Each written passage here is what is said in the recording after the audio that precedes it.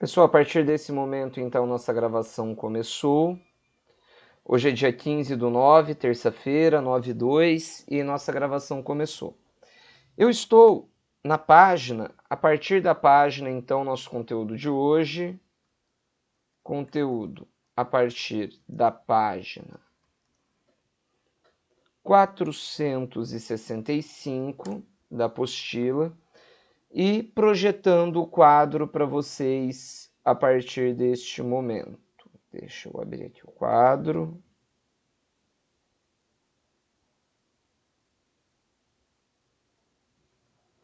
Com o quadro projetado a vocês. Então, na aula passada, nós falamos um pouquinho aqui sobre a chegada dos holandeses, né? Eles criaram 2 companhias de comércio com o objetivo de invadir o Brasil para recuperar o investimento do controle dos engenhos de açúcar. Bom dia, Rick.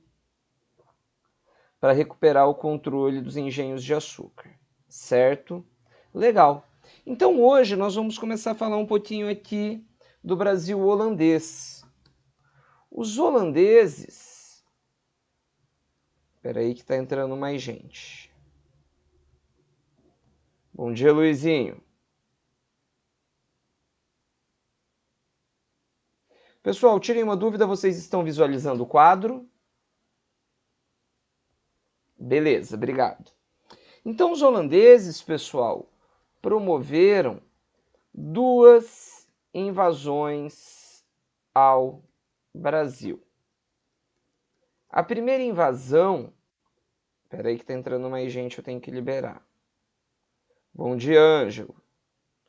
Então, a primeira invasão ocorreu em 1624, certo?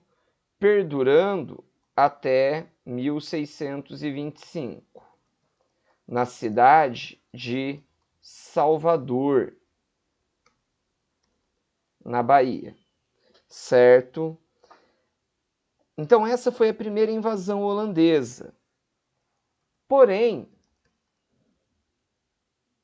os colonos, que eram os brasileiros, né, os portugueses que aqui estavam, reprimiram a invasão. Não permitiram o domínio e controle holandês, certo? Então, nessa primeira tentativa de invasão holandesa, não obtiveram sucesso, certo? Os principais líderes da resistência foram Dom Marcos Teixeira e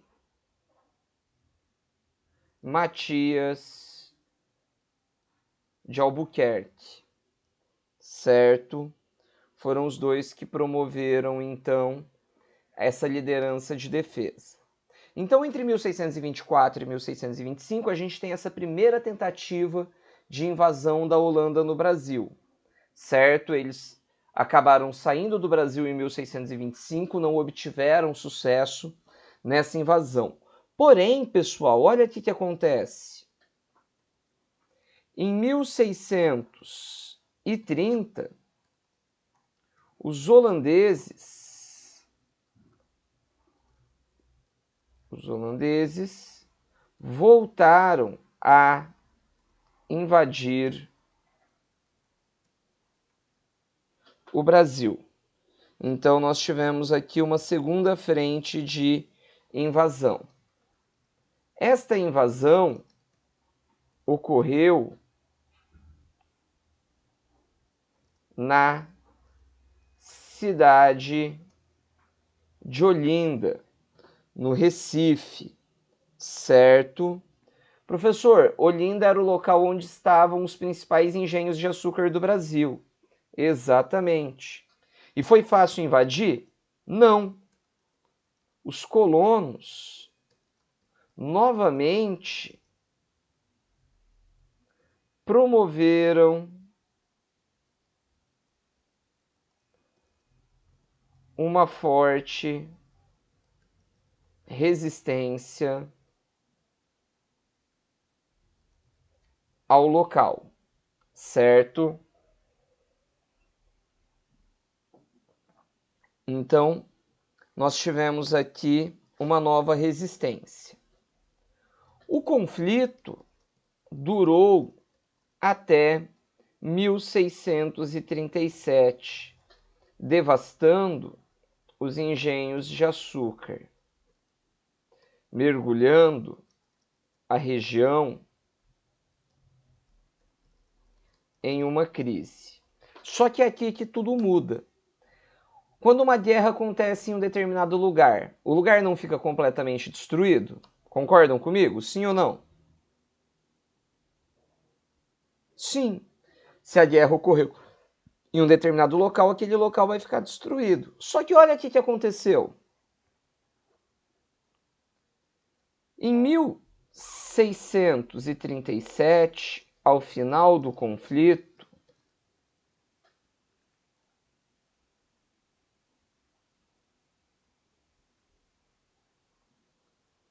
os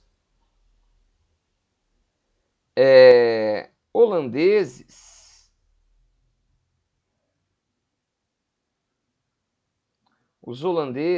da Companhia das Índias Ocidentais, que era a UIC, que eu falei na quinta-feira passada, passaram a promover empréstimos aos colonos brasileiros, promovendo uma boa relação com eles. Era o início de uma parceria entre holandeses e brasileiros. Espera aí que alguém entrou agora. Bom dia, Tayla. Chegou um pouco atrasada, hein? Bem atrasada. Então, a partir daqui, pessoal, a gente tem início do Brasil holandês, certo? Até aqui alguma dúvida? Tá bem tranquilo, né? Na apostila, pessoal, não tem todos esses detalhes. Eu estou detalhando bem porque vocês só vão começar a conseguir entender as coisas dominando essa parte do conteúdo. Tá? Então vamos lá. O domínio holandês, então. Em 1637, a UIC, que é a Companhia das Índias Ocidentais, nomeou para governante do Brasil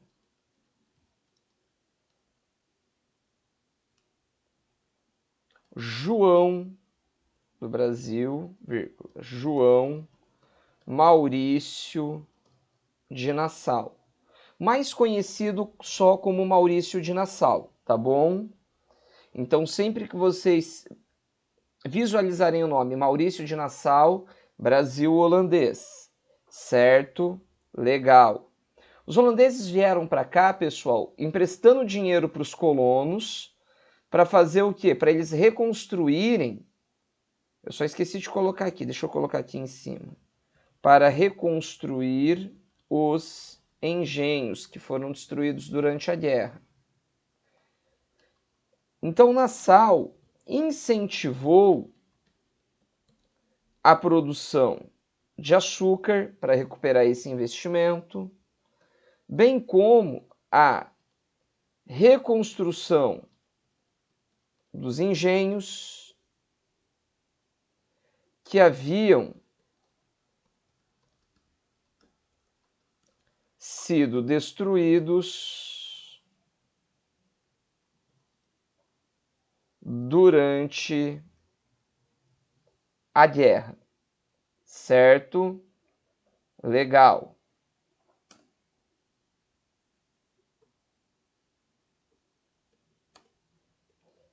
Então, até aqui nós sabemos o que rolou. Ah, deixa eu voltar aqui no azulzinho. Ele incentivou o desenvolvimento de uma agricultura de subsistência, ou seja, uma agricultura para alimentação dos próprios colonos. Incentivou a produção de mandioca, que se tornou a base alimentar da população, certo? Então essa questão da mandioca, ela era muito importante. Em seu governo, Nassau incentivou o desenvolvimento do Recife, cidade, né, onde o governo holandês estava sediado, destacando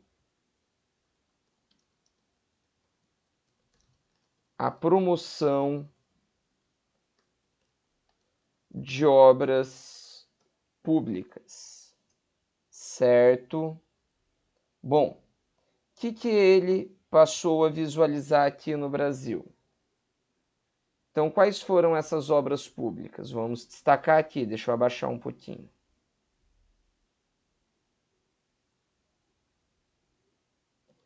Então, ele construiu pontes e obras sanitárias. Professor, o que são obras sanitárias? Saneamento básico, água, esgoto, certo? Então ele incentivou isso. Criou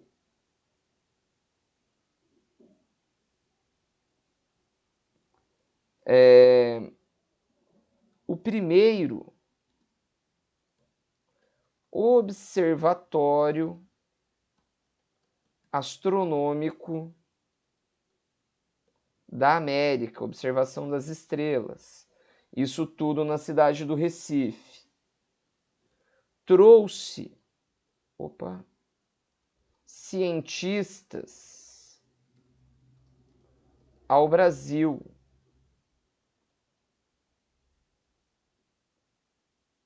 Peter Poole, aliás, primeiro, Franz Post e Peter Post, que ficaram responsáveis por promover pinturas e a urbanização da cidade do Recife, que era uma nova Amsterdã, a capital holandesa, certo?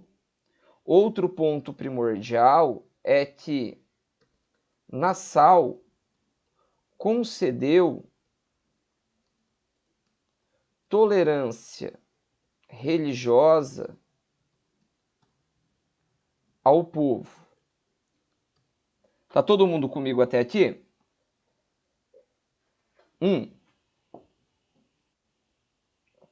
Nassau era holandês.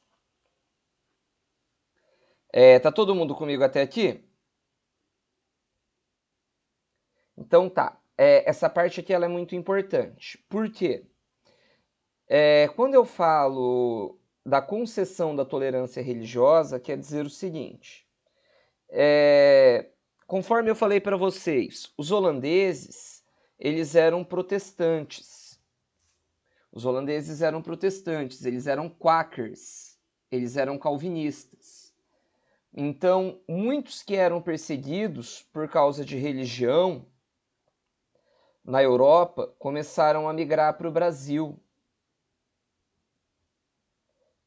Passaram a migrar para o Brasil porque aqui não tinha perseguição religiosa. E vamos lembrar que nesse momento quem está dominando a Europa? A Espanha. E os espanhóis eram católicos fervorosos e perseguiam os protestantes, certo? Oi, pode falar. Com quem que eu tô falando? Tá bom, Ana, depois você termina de assistir o vídeo, vai estar na trilha do conhecimento, tá? Tá bom, bom médico para você, vai com Deus. Pessoal, então para a gente fechar aqui, então essa questão da tolerância religiosa, ficou bem claro para vocês? Ficou alguma dúvida? Olha aqui o que aconteceu. Porém, por Nassau ser bastante próximo dos colonos, os empréstimos que foram feitos aos colonos começaram a ser perdoados, o que colocou a Companhia das Índias ocidentais em crise econômica. Por quê? O Nassau deixou de cobrar os colonos, porque ele tinha uma parceria com os colonos, e a empresa começou a entrar em crise econômica. Qual foi o resultado disso? Em 1644, a WIC, que é a companhia, né, demitiu Maurício de Nassau. Ponto. Aliás, vírgula. Passou também a cobrar os colonos pelos empréstimos, o que gerou uma crise econômica, uma crise política entre colonos e holandeses. Professor, então aquela parceria que havia começado acabou? Exatamente. Até aqui dúvidas? Beleza. Porque a partir de agora, pessoal, a gente vai ver aqui mais um conflito entre holandeses e colonos. Esse conflito vai ser chamado de a Insurreição Pernambucana, que vai durar entre 1644 a 1654. Mais 10 anos aí de conflitos. Acredito que até aqui vocês estejam se saindo bem. Então, olha lá. Com a saída de Nassau da WIC, da Companhia das Índias Ocidentais, a companhia passou a cobrar os colonos. Aqueles que não quitavam as suas dívidas passaram a ter seus engenhos confiscados, ou seja, tomados pela companhia. Isso tudo então mergulhou numa forte crise, certo?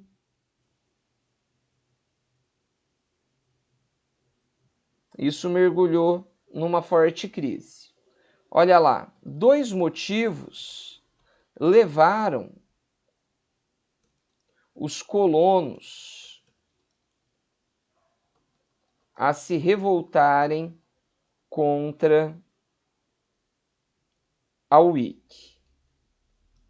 O primeiro, cobrança e confisco dos engenhos, e o segundo, que foi a proibição dos colonos darem o dízimo à igreja. Professor, por que eles proibiram de dar o dízimo à igreja? Vamos pensar assim. Ana Clara, eu estou devendo para você, certo? Porém, eu alego para você que eu não tenho dinheiro para te pagar, certo? Só que eu vou continuar pagando o dízimo para a igreja. Você não vai ficar brava comigo? Porque eu tenho dinheiro para dar o dízimo, mas não tenho dinheiro para pagar minha dívida? Foi exatamente isso que aconteceu. Aí os holandeses proibiram os colonos de pagarem as dívidas, né, de pagarem o dízimo, para que eles pudessem receber esse dinheiro. Com isso, três grupos políticos, aliás, três grupos políticos não, três grupos sociais se envolveram no conflito contra os holandeses. Pessoal, olha quem lutou lado a lado contra os holandeses. O primeiro grupo era o grupo dos senhores de engenho, liderados por Fernandes Vieira.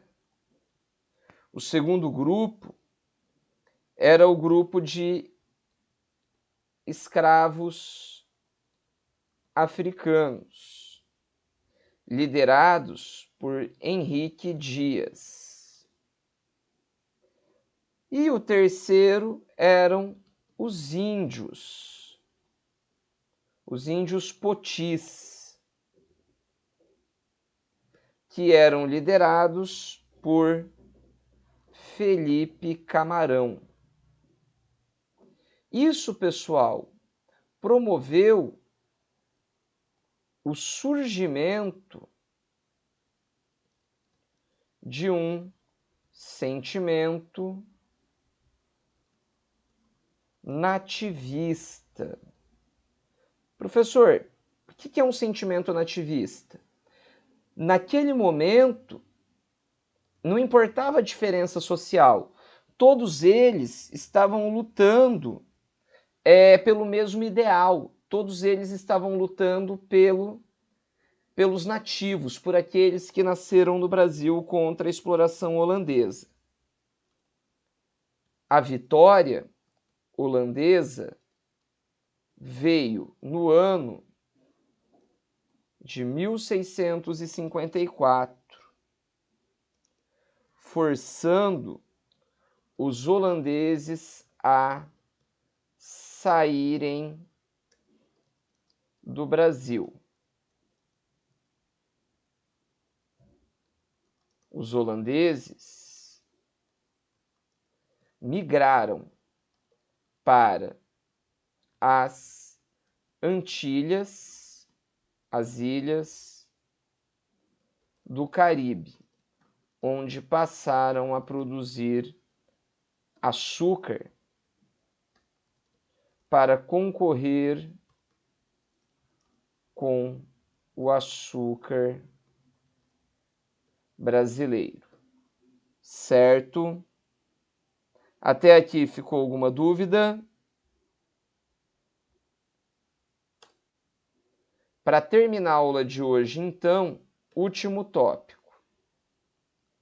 Em 1661, os colonos, na verdade, Portugal,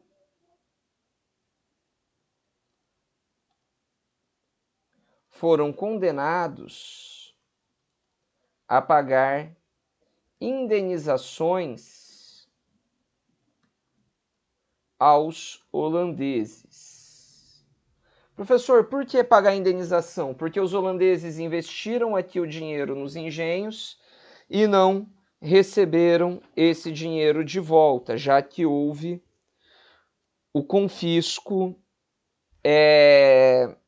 dos engenhos de açúcar. Até aqui ficou alguma dúvida?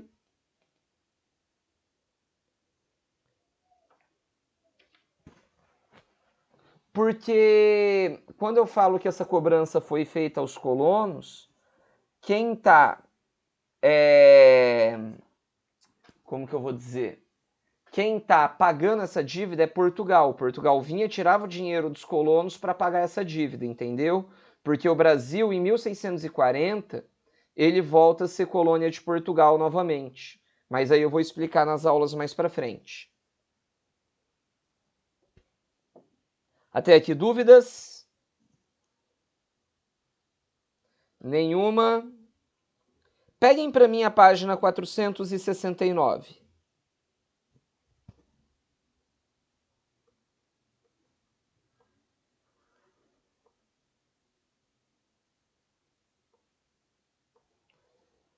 Então, para agora, estou cadastrando na trilha do conhecimento, página 469,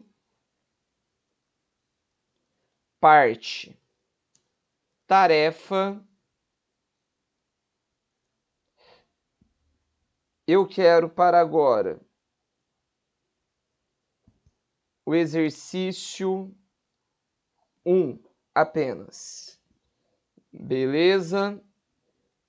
Então está cadastrado para que vocês resolvam. Me entregar até quinta-feira de manhã isso. Para que... Oi? Só um? Porque daí eu vou fazer a correção dele com vocês. Isso. Já está na trilha cadastrado. Vou fazer a chamada de vocês.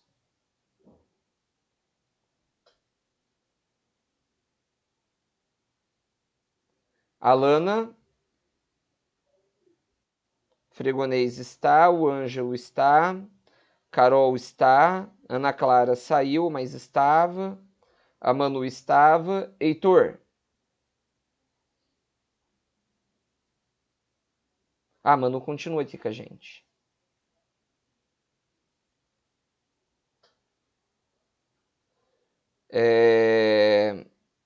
Heitor não está, a Isa tá. Isa tá, né, Isa? Lívia.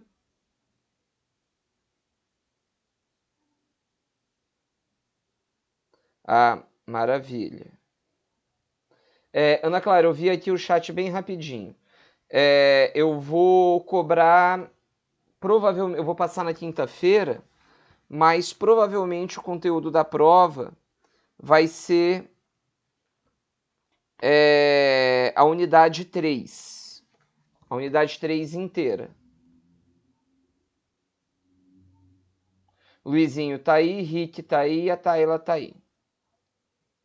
Então, provavelmente vai ser a unidade 3 inteira. Aí na quinta eu confirmo com vocês. Pessoal, passei um pouquinho do horário, parando a gravação agora.